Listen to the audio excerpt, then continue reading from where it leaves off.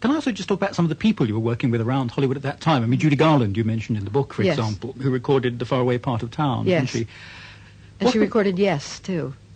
Can you just tell me a bit about her? Because the image of Judy Garland has obviously become a bit blurred through the years, through all the different memoirs. What were your particular personal impressions of her? Well, I think that she was a victim of a Band-Aid society, which we had in those days. You patched over everything. And for a time, in fact, she even saw the same psychiatrist that I did. And he felt that he could help her. And the heads of the studio said, no, just give her pills and keep her going, you know. I think that had she been able to take the time and go away for a while, that she could have been helped, and she might in fact have been alive today. And we've suffered a great loss of that talent and ability. When I saw her, as I wrote, when I wrote the song for Valley of the Dolls, she was supposed to be the original older woman in Valley of the Dolls, and I wrote that original song for her. She recorded it, and then she wouldn't come out of the dressing room at the first day to perform.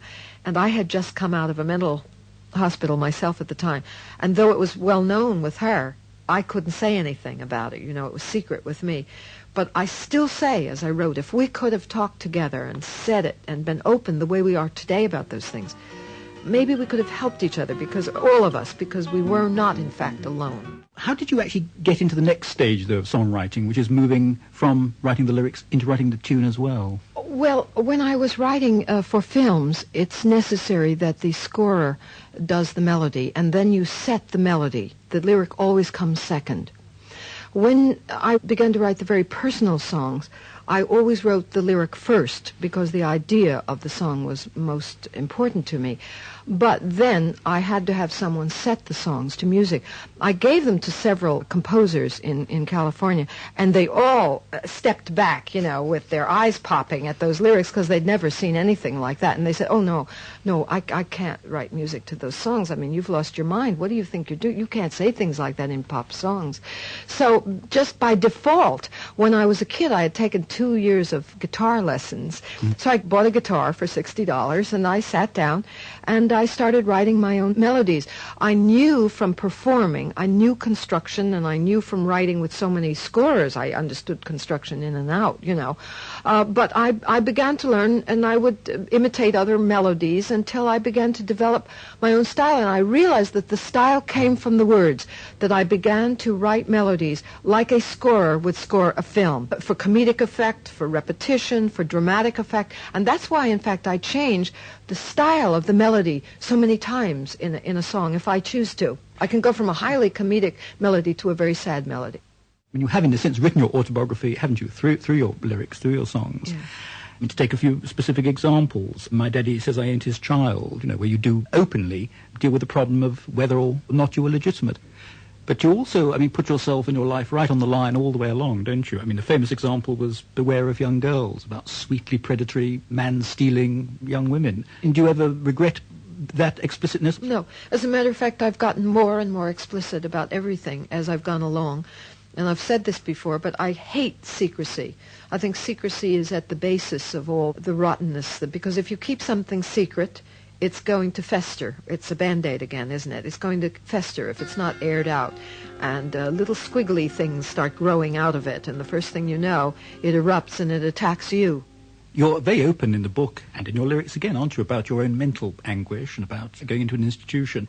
I mean, to take specific examples, again, the distressing episode to you where you broke down on the plane that was due to fly to London, you know, you went wild on the plane, which you then wrote about, didn't you, in lyrics? Yes. 2 planes cracked up. Oh, yes. How hard was it to, A, write about that experience, and how long did it take before you could write about that experience? Sometimes they're written right in the heat of the moment. Mythical Kings and Iguanas I wrote in a mental hospital, all of it, the whole lot. Yeah. I was trying to take all those fragments, the mythical king, which is so-called the highest state, and the iguana, which is the lowest primal state, you know, primeval state, and put those all together. Well, if you can get them on a piece of paper, you can control them, and you can take this fragment, and slowly they begin to make an order. Then suddenly you become more comfortable. You feel more secure. Ah, yes, I brought all those pieces of a puzzle together, and I see the picture emerging, and I'm not so scattered, and I feel better. I I'm just puzzled by this image of you in a mental institution actually working and writing hard. I mean, did you have access to everything you wanted? Oh, sure. I mean, I didn't want to make belts, and I wasn't good at making baskets and doing all those things. I said, get me paper and a pencil, and they would always get me paper and a pencil. And I would start writing immediately. And I would even, because I was so disoriented, I'd try to write with my left hand, too, and write with both hands and see if I could, maybe this has something to say that this doesn't know, and I'd get it all together. And that's why they give you therapy, so much therapy with your hands in mental institutions, so that you begin to become orderly and you get it out of your head and into this thing that you're doing. Well, crafting a lyric is the same kind of carpentry, and it makes order out of those words, just as it makes order in a belt out of pieces of leather, Do you miss performing your songs or not?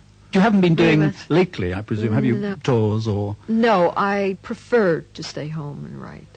I don't like to... I love it when I'm on stage. Can you understand that? I love it.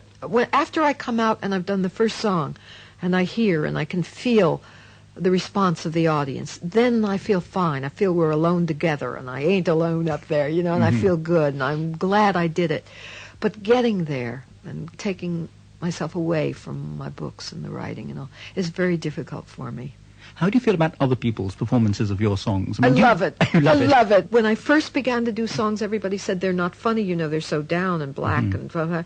And of course I said, well, then I'm going to have to perform them so that you'll see that they really are funny.